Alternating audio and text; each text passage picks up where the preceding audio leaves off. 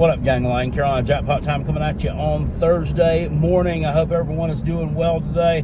Listen, a couple of things. If you're new around here, give some consideration to staying true around here by subscribing to the Carolina Jackpot channel. Hit the thumbs up on this video if you enjoy the content here, whether you're subscribed or not. I really would appreciate it. So listen, guys, it looks like the Gamecocks have found their man in terms of filling the vacant wide receiver coach. Now, there have been no official confirmation coming from the University of South Carolina here on this deal, but all signs point to, and this is from our buddy Tony Morrell over at thebigspur.com, that Limestone head football coach Mike Fury is going to be the guy. Now, Limestone has called a players' meeting today.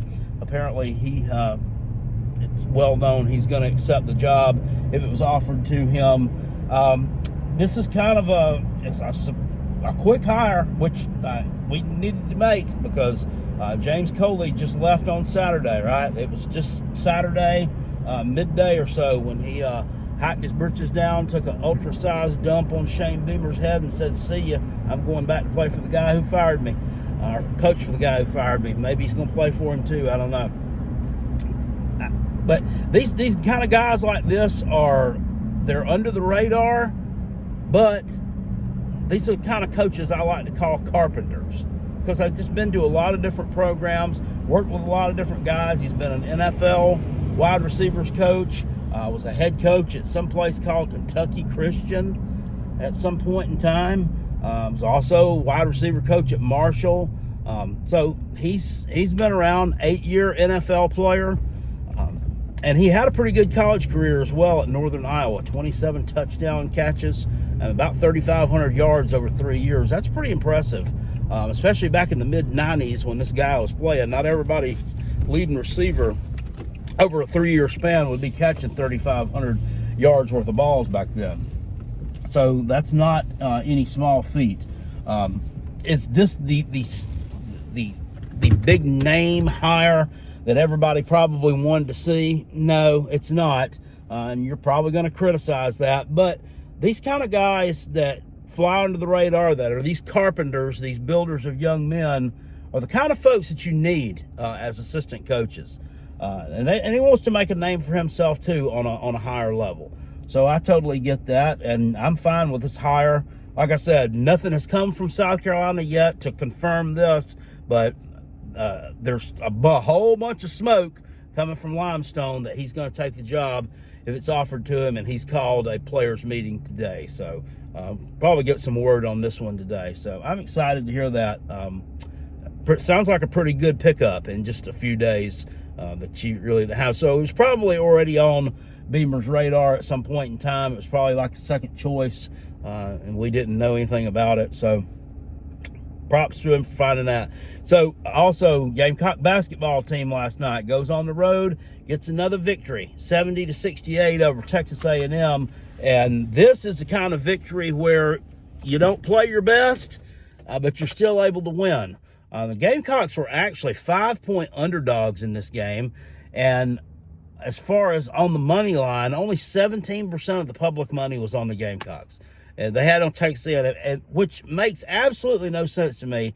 And public often knows nothing of what they're doing when they're betting, apparently. Because South Carolina has been proving the doubters wrong this year, time after time after time. Why would they be underdogs in this game? That was just silly. At one point in the second half, they led this thing by 13. And then they let it come back all the way to Texas A&M, grabbing like a 3-point lead. But we were able to get the lead back and held on down the stretch. This is, you don't play your best, and you're able to win on the road at Texas A&M, a team. I mean, Texas A&M not garbage. I think they were kind of considered maybe a bubble type team. I really don't know if they're going to make it into the tournament. They don't look that good. They're not that good of a team. But the thing was, South Carolina last night went 6 for 13 from the foul line, guys. 6 for 13. That's less than 50%. That's like your center being up there shooting all your foul shots. Hell, most centers would probably do better than that. That's just absolutely deplorable. They're not going to go very far if they can't do better than that. But they held Texas A&M to 38% shooting from the field, about 10% on three-pointers, and they sent Texas A&M to the line 25 times, and they hit 22 of them. So there's your points right there. It makes it up. I mean, South Carolina was very, very physical last night. Very physical. Several times I saw Texas A&M players trying to drive to the basket, and they just got their head absolutely taken off. They weren't going to let them get that basket. They were going to put them on the foul line, which they ended up hitting most of them. But South Carolina plays on Saturday in Colonial Life Arena. Carolina Jackpot will be there. We're taking on the hated Florida Gators. The only time this year that we'll play them. And that coach I can't stand. I call him Lurch. I don't know why. But Lurch and the Florida Gators are coming to Colonial Life Arena. So we're looking forward to taking them down on Saturday afternoon. Anyway, that's about all I got for today, guys. Appreciate it. Love you. I'll see you later. Peace, and I'm out of here. Go Gamecocks, and go Coach Beamer. Woo!